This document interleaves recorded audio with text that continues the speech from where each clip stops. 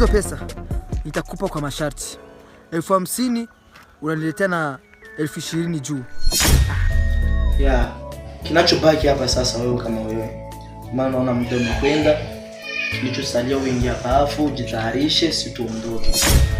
Nakwambia hivi, sitaki kushoto kulia. Leo hii utaiona sehemu yangu ya pili. Sijawahi kukosea heshima, lakini leo hii mimi naivunja kabisa. Mwenyekiti, nataka shamba langu. Na mimi nitakupa ile, lakini nakumbuka kipindi cha nyuma ulinizungua sana mzee. Unajua kile kipindi aliyenidanganya alikuwa ni mke wangu. Alafu akaanza kunipa, nimekupa hela. Nini?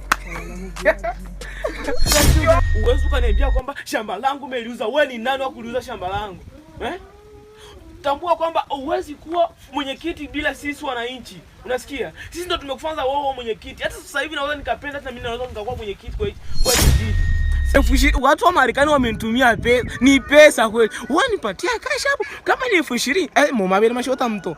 Atobonge fu mama bele no siongezea mto. Ntobe sambo. Abwana bwana kidi.